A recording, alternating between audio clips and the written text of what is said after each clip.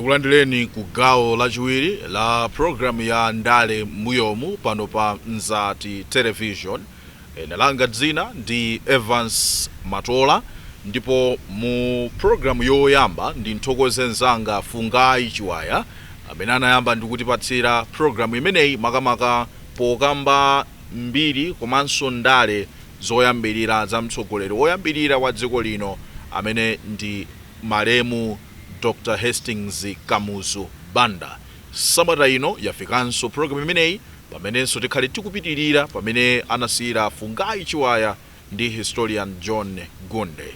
Mu program imeneyi ndilinso ndi John Gunde pamene tikhale tikupitirira ndi program imeneyi.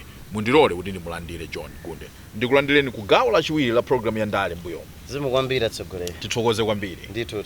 Sabata yatha munayamba ndi Fungai kukamba nkhani yokhuza mtsogoleri woyambirira wa dziko lino Malemu Dr. Hastings Kamuzu Banda. Timafuna timvetsetse pamenepo kuti kodi nkhani ya maphunziro kuti azitchedwa dotolo Dr. Kamuzu Banda. Kodi udokta wake udali wa PhD kapena adapanga medicine yeni. Dr. Banda amachedwa Dr. Banda. Not kuti ngati honorary doctorate. Inani nkhani kuti anapita ku school ndithu. Anali dokotala. Amapanga za surgery ndithu. Koma tine kuti Dr. Banda kuti afike size yoti akupanga school apite kunja. Sabata yatha tinafotokoza na kuti anapanga school yake ndipo nana kuti kuntunthama ndiye kenako anadzapangidwa transfer kupita kumala ina ochida kuti ku Chilanga. Kumene kuonekana ika school kuona kuti primary yomweyo koma makalasi yake apatsogolo pang'ono chifukwa nthawi imeneyo nene kuti anthu achikuda ambiri samapatsidwa moyo wokwanira kuti akhoza kuphunzira. Ndiye iyeyu anapita ku Chilanga kuja ndithu mpaka na kumene amamaliza school yake around that was standard 3. Koma ukamaliza school imeneyo school ina kumene tukaphunzire ku Livingstonia. Kumpoto. Kumpoto kumeneko. Chifukwa Kasungu ndi kumpoto suri kwachita kutalikana kwambiri. Fandi panga malire amzimba ndi Kasungu. Nde kuti ukapezeke school imene ya ku Livingstonia pamaena imene machodeto Overton umayenera kuti ulembe mayeso aku school kuchilanga kuja ukakhonza mayeso amenewa ndi amene tsopano umayenera kuti upite ku school imeneyi ya ku Livingstonia. Ndi chifukwa chake anthu ena amayenera kuti Dr. Banda anaphunzirapo ku Livingstonia. Ndipo pali mabuku angapo amene alemba zimenezozo. Koma information imene yonena kuti Dr. Banda anaphunzira ku Livingstonia information imeneyo ilibe mbono ogwirika ngakhale kuti mabuku ena analemba. Koma chimene chichodziwika nchonena kuti Dr. Banda tsiku imene amalemba mangati ma interview oti wamaliza school yawo akuyenera kuti tsopano maklasi ena akapangire ku Livingstonia kunapezeka kuti ali moholo nkulemba mayeso amenewo okonzekera kuti akaphunzire ku Livingstonia. Kunapezeka na kuti chifukwa cha msinkhu wake Dr. Banda anali wamfupi msinkhu. Nde mmene amalemba mayeso muholo imeneyi patsogolo pake panali student wina. Nde pofuna kuti aone zimene zalembedwa pa board anakhala ngati kuti afuna ayimirire aone zimene zalembedwa pa board pacha. Nde munthu amene amayang'anira mayeso ngati mchileta mmaganizo mwake anali wachisungu amati Dr. Banda afuna kuti ankodi afuna kubera mayeso. Choncho anampanga disqualify kuti tsopano sapita sokaphunzira ku Livingstonia kwa Overton manena kuja. Zimene zidamukhudza kwambiri Dr. Banda chifukwa amati kuyimirirako amafuna aone pa board futa anali wamfupi msinkhu. Koma invigilator amaganiza kuti mwina akufuna aonene mzake amene ali patsogolo pakepo. Ndiye kunkhani yoti kukachita udotolo zinayenda bwanji choka ku Malawi ukapanga udotolo kunja asanakhale wandale. Kupanga udotolo by 1915 anapanga chisankho choti tsopano afuna apita kunja. Ndipo ulendo wake adanyamuka wapansi okuchoka ku Kasungu mpaka nakufika ku Zimbabwe. Nthawi imene anthu ambiri amayenda wapansi. Ndiye kuchoka ku Zimbabwe uku anagwira ntchito pang'ono ku kampani ya migodi komanso adagwira kwenako ndimene ananyamuka kumapita mdziko la South Africa kumene amakagwiranso ntchito. Kuchoka mdziko la South Africa adawiyatsa that was 1917. Ndimene tsopano anachokera ku South Africa kupita mdziko la America ku school ina imene machoti Wilberforce Academy. Kumeneko ndi kumene adayamba kupanga choyambirira anali school imene amakaphunzira zokhudza linguistic zokhuza chilankhulo ndi chifukwa kuti adali munthu amene oti kasukulu wapangako anthu ena Angereza adamba kumangwiritsa ntchito kuti panali mzungu wina amene ankapanga research nkhani yokhudza zilankhulo zakuno ku Africa. Ndiye mzungu ameneyu ndi amene ataona kuti Dr. Banda akuna kuti amatha Chingerezi komanso kudziwa zilankhulo zambiri anayamba kumangwiritsa ntchito. Ndiye ndalama zimene amazipeza kupyolera ku project imeneyi zimene zija zimene adaganiza tsopano kuti afuna apange za udotolo. Ndi anapita ku Mehare Medical College kumene adayamba kupanga tsopano diploma yake yokhudza za zokhudza that is medical doctor. Okay, ndiye timadziwa kuti anabwera kuno ku Malawi ndi kukhala prime minister. Chinachitika ndi chani? Dr. Banda tabwera kuno kubwera kwake ku Malawi anabwerera kunoko 1958. Koma before 1958 mene amapanga za udotolo kumeneko ankalumikizana bendi anthu ena kuno ku Malawi. Mafumu aitsanzo afuma amwase anakuti 1939 anakumana nawo chifukwa Dr. Banda ali ku America anadzapita ku England. Ndi ku England iko 1939 ndi kumene Dr. Banda anakumana afuma amwase. Ndi zimene zimachitika kuno ku Nyasaland welfare anthu achikuda mene amazunzikira ndi boma la Angerezi zonse zija amazidziwa. Ndi kuti tsopano chidwi chake chinali chofuna kuti afuna abwere kuno ku Nyasaland. Koma kubwera kuno ku Nyasaland adabwera zinthu ziwiri. Choyamba ngati waphunzira za udokotala amafuna kuti abwere kuno adzathandiza anthu achikuda amene akusowekera thandizo la zachipatala. Komanso athandizane ndi kagulu kena kamene kanayamba za ndale ngati limene lidayambitsa chipani cha Nyasaland African Congress. Ndi chifukwa cha zimene chidwi chake chobwera kuno mdziko la Malawi chinayamba. Koma boma la Angereza lidanena kuti sitingampatse chilolezo choti Dr. Banda abwere kuno ku Nyasaland mwina zilakhala ngati zili ndalezo ndi choncho. Koma sangampatse chilolezo choti azagwire ntchito za chipatala chifukwa qualification imene anayipeza mdziko la America si malola kuti akhoza kugwira ntchito zake kuno. Chifukwa adamuwuza kuti ngati zili zimenezo apange maphunziro ake mdziko la England akapange degree ya udokotala. Ndi anapanga tsopano degree ya udokotala ija mmenemo akuma before 1958. That is before 1958. Kubwera kunoko before 1958. Okay. Ndi zimene zija zimachitika ndithu mpaka amene amaliza maphunziro ake ndimene anaganiza kuti tsopano ndipite ku Nyasaland koma analowera ku Ghana. Ku Ghana ko kuti nthawi imene atamba kulumikizana ndi president oyambirira wa dziko la Ghana amene ali Dr. Kwame Nkrumah. Ndi kupita ku Ghana ko kunali kufuna kuti akagwire ntchito zake za chipatala komanso akafuna akaphunzire kodi nkhani za ndale zimayenda bwanji chifukwa Dr. Kwame Nkrumah anali katakwe pa nkhani yokhudza kuyendetsa ndale komanso makamaka pofuna kulimbana ndi boma la Angereza. Suja malimbana ndi Patrice Lumumba. Kwame Nkrumah. Kangaro amalumikizana nthawi ina. Inde. Nde iye kuna kupita kumeneko tsopano kuti akaphunzire zimenezo. Nde ndifike anapita ko that was 1950 around 1950s 1958 imene ankachokera ku Ghana kumabwera kuno ku Nyasaland pamene panali tsopano panali pa 6 July. So pa 6 July apa ndi tsiku lina lake loti it's not a coincidence koma kukhala kuli pali china chake ndithu chimene chinapangidwa plan chifukwa pa 6 July ndi tsiku limene Dr. Banda amene ankachoka ku South Africa kupita ku America panenso pa 6 July. Komanso mene Dr. Banda ankachoka ku 1958 kubwera kuno ku Malawi pane pa 6 July. Okay.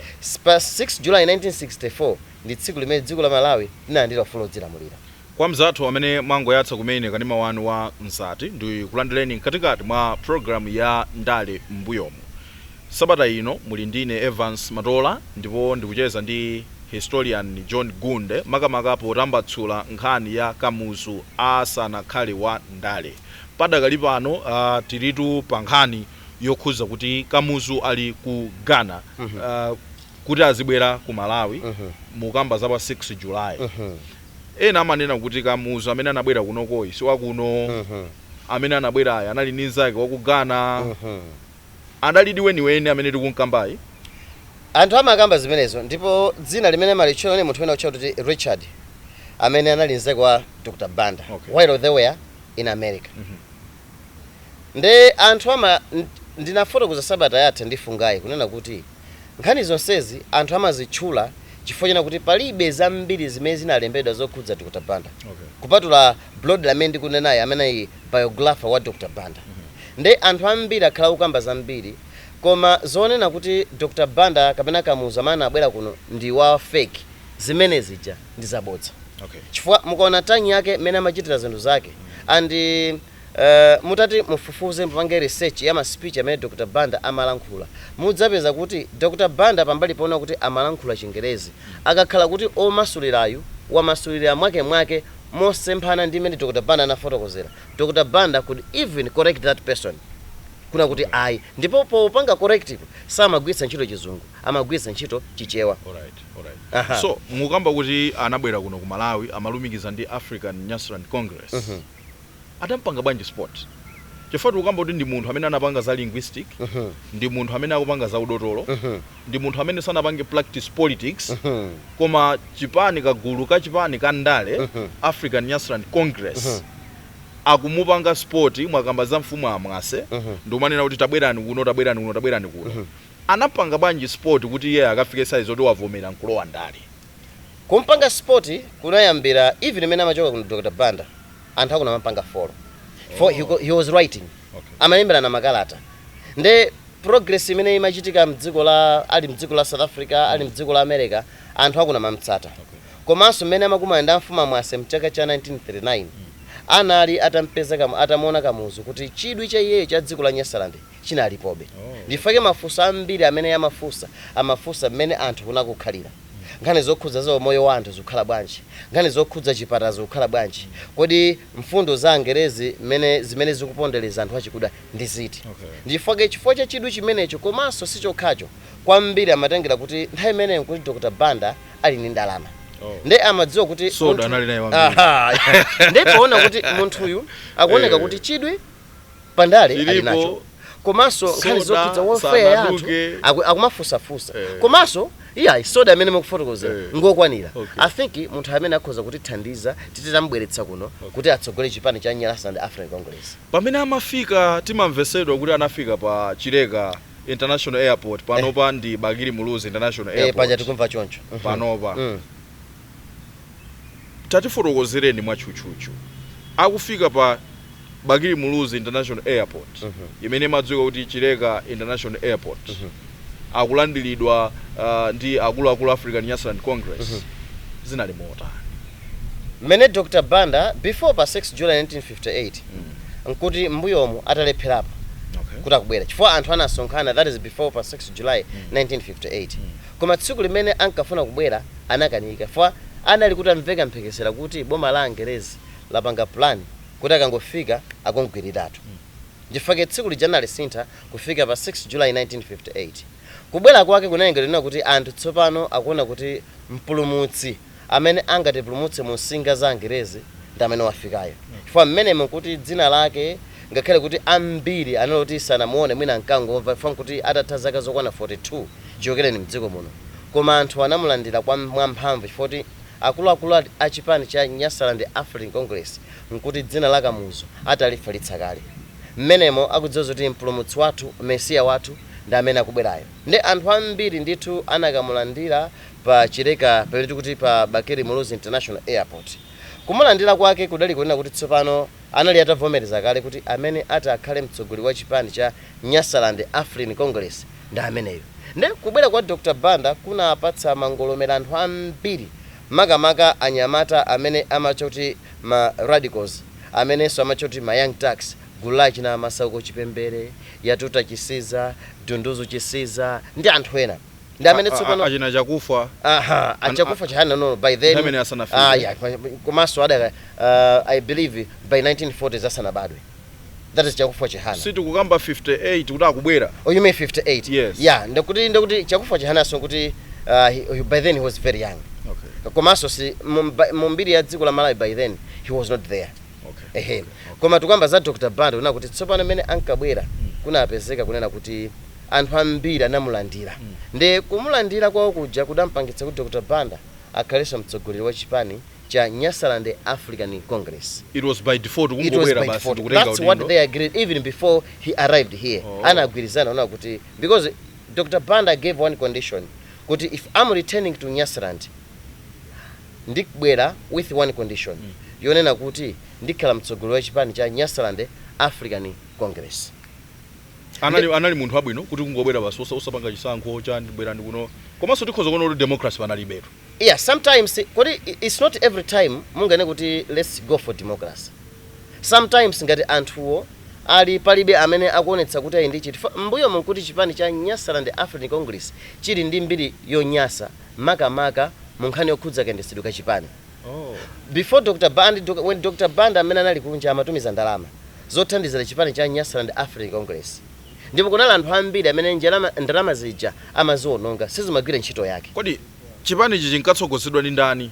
Chinkatsogoleredwa ndi ndani before Kamuzu? By 1940 there was Levi Zililo Mumba and James Frederick Sangala. These are the founders of Nyasaland African Congress. What about Attorney Otton Chirwa? Otton Chirwa anali ngati tsopano nyamata amene tsopano angulowa mchipani cha Nyasaland African Congress. Koma amene chipani chamachithetsa mu 1959 after declaring the state of emergency. Otton Chirwa ndi Aleke Banda ndi amene anapanga found chipani cha Malawi Congress Party. So that's many zinakhalira ndi kubwera kwake kuti tsopano anthu ano kuti direction yoti tikhoza kuvukamo mu nkhanza za Angerezi ikuona kuti yamba kuoneka tsopano. So timakamba kuona kuti mafunso kuti kodi democracy panalibe nthawi zina. It's not always kuti ngoti let's go for democracy. Nthawi zina munthu amakhala kuti munthu andikuthekera basi kuti akhoza kukhala mtsogoleri. One financial maso yake ndi abwinobwino nzeru alinazo wophunzira ndesi mukaneso timangoti basi tingoona ngati nazo ndalama tikapitanso kumasankho kapena. Ndiye atatenga chipani cha African Nyasaland Congress. Nyasaland African Congress. Wachitenga Kamuzu. Timamva nkhani yokhuza kuti anamangidwa. Yes. Zinakhala bwanji kuti azungu ayambe kukhala inthengenenge kuyamba kukhanga tutamba kumuopa kufika size yoti akumumanga fa pene panda kuti wajoin active politics. Ya apa patsopano kunene kuti wavomera kuti iyeyu ndi wandale. Ndipo zoti wabwera udzapanga nkhani zokhudza za chipatala amene apangira zimenezo kunali kuzitaya tsopano. Zimenezi jazo chifoti kubwera kwake kunapanga mobilize amalawi ambiri. Anthu amalawi ambiri anayipambuyo pa chipani cha Nyasaland African Congress komanso kumuona ngati mpulumutsi wawo. Zimenezi zimapereka pressure ku boma la Angerezi chifukwa amadziwa kuti mmene tikuteremo bomali tikuliluza ili. Ndiye zimenezi ja boma la Angerezi linayesetsa kupeza njira zina kuti kodi tingathane bwanji ndi Dr. Banda. Chifukwa mmene munkuti madera ambiri Malawi muno anthu akupanga ziwawa kukaronga kunkhatabe ku Blantyre kuno komanso kulimbi malo ambiri anthu atayamba ziwawa. Ndiye foti anali kuti ayamba ziwawa zimenezi ja boma la Angerezi silikanachitira mwina. Ndifoke pa 3 March 1959 anakhazikitsa ulamuliro wa mphamvu ona kuti cholinga amafuna kuti alepheretse anthu achikuda amene akulimbana ndi boma la Angerezi. So atabwera apa anthu kumachita mademo dziko lonse amamukhulupirirabe kuti Kamuzu ni munthu abwino. Panalibenso munthu wina, panalibenso dzina lile limwe kanalitchula kupatula Kamuzu. Kamuzu anali munthu abwino. Anali munthu abwino. By 1959. By 1959. Kumangidwa kwa anthu ankaona ngati kuti azungu amulakwira. Amaona kuti okay, sikuneso kuti it was automatic kuti azungu achoke basi mtsogoleri akhale yemwe. Okay. Ndiyeno kuti afike kuchoka kwake kundende what happened? 1959 mena amangidwa by 1960 somewhere in April. Ndipo Dr. Banda amatulusidwa kundende. Chifana akamsiya ndende ya kugweru mdziko la Zimbabwe. Ndi mena amabwera kuno anapeza kuti Gulachi na Otton Chirwa komanso Aleke Banda apanga found chipani cha Malawi Congress Party. Kamuzu didn't find Malawi Congress Party. Dr. Banda Kamuzu. Malawi Congress Party inambitsidwa ndi Aleke Banda komanso Otton Chirwa. Mmene Dr. Banda ali kundende. Koma Dr. Banda was just providing instruction on how they can run this party. Suda nangopanga kuti basi kuti Dr. Banda chifuta ali kundende tikumusi ayi pamakhala kulumikizana amene ngawapangire zinthu zawo. Koma kunali kuti chipani chayambitsidwa ndi Otton Chirwa komanso Aleke Banda. Potuluka kundende anatenganso udindo wa president mwa ngati zisankho pamene angoti basi bwerani mukhala. It was already automatic kutuluka kundende kuchoka kugwero kubwera kuno Dr. Banda anatenga utsogoleri wa chipani cha Malawi Congress Party. Mwina gawo limene tilimalize pokuti chipani cha Malawi Congress chitayambitsidwa chinali ni mbiri zotani chifukwa munakamba kuti African Nyasaland Congress chinali ni mbiri zoyipa ichi cha MCP chitayambitsidwa ndi achina Otton Chirwa chinali ni mbiri zotani. Mwina tekena kuti ngati chipani that would be too general. Okay. Koma kuti tine kuti kodi kuchoka Meti Mandela fulo dzira mulira amene 1964 boma linayendetsedwa motani. Okay. I mean kupatula I know kuti sabata ya mawa tikhale tukamba nkhani imene kuti sono wapanga ascent to power ndi president kapena ndi prime minister komano kuti changoyamba iye wachoka kundende wachitenga chimamveka ndi fungo lotani. Anthu ambiri chinayi chipani chimene amachikonda as the only nationalist party anthu anachikhulupirira. Tisene kuti mwina kukhulupirira chipani koma kuti Dr. Banda chifukwa chipani chimakhala ndi anthu koma in this case tukamba za Dr. Banda kuna kuti anthu ambiri anakhulupirira kwambiri Dr. Banda kuna kuti munthu uyu tikuna kuti dziko lakhoza kutiyendetsera bwino ndipo ngati anthu achikuda angamve kukoma ndi kuti sitiyang'ananso kwina tiyang'ana kwa Dr. Banda. Nde even ngakhale utsogoleri wake from mena matuka 1961 kuna achitika masankho analonena kuti tsopano afuna asankhe masiku anandimana kuti aphunga nyumba malamulo koma nthawi imene mati legislative council. Ndipo chipani cha Malawi Congress Party chinasesa mipando yambiri ya aphunga nyumba malamulo amene 1961 anapita ku parliament. Nde kuti boma lovomerezeka ngakhale likutsogozedwa ndi Angerezi koma aphunga nyumba malamulo amene alipo ndi anthu achikuda. Ndimafuna ndimvesese pomaliza funso langa lomaliza mugawo limeneyi. Pa nthawi imene tikutchedwa abe Nyasaland African Congress amene Nyasaland yes. Tisanafike Malawi by 1961 li dziko la Nyasaland. Yes. Sono tikutchedwa Nyasaland koma chipani ichi chikutchedwa Malawi Congress Party. Limachedwa kuti dzina la Malawi Congress Party pa chifukwa chona kuti dzina la kuti Malawi ndi dzina limene linalipo kale even before dzina la Nyasaland. For dzina la kuti Malawi limachokera kumawu kuti Maravi. Okay. Kunali kingdom imene inalipo imene imachokera kuti Maravi Kingdom. Ndipo Amaravi ndi mtundu wa anthu umene unachokera mdziko la DRC. Ndipo anafika kuno ma 1400 ndi anthu amachokera Maravi. So that word yakuti Maravi imatanthauza kuti flames of fire. Chimodzimodzinso Malawi ndi flames of fire. Ndi anthuwa anapanga adopt dzinali limene liotchedwa kuti Malawi.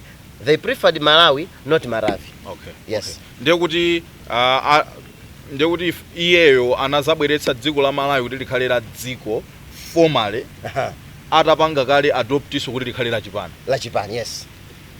Ndikuthokozeni kwambiri. Ndathokoza kwambiri. Tiyimire pamenepo. Zikomo kwambiri. Mu gawo lino la program imene ya ndale mbuyomo. Zikomo kwambiri. Sabata ya mawa ndikhoza osabwera pano mzanga Fungayi akhoza kubwera pano kuti adzatenge chimenechi. Chabwino bwana. Kuchipititsa patsogolo. Ndathokoza. Koma ndikuyamikeni kwambiri. Yeah, zikomo kwambiri. Ndikuyamikeni kwambiri. Zikomo. Ndimene momene tafikiranso kumapeto ndi gawo lachiwiri la program ya ndale mbuyomo pano pa Mzati Television.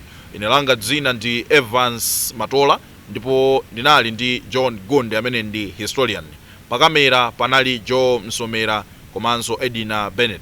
Ndipo sabata ya mawa tikhalenso tikubwera pano kuzakupatsirani gawo lina loti timvesese kuti kodi Kamuzu analamulira motani ndi zinthu ziti zimene zidachitika pa ndale mu ulamuliro wake.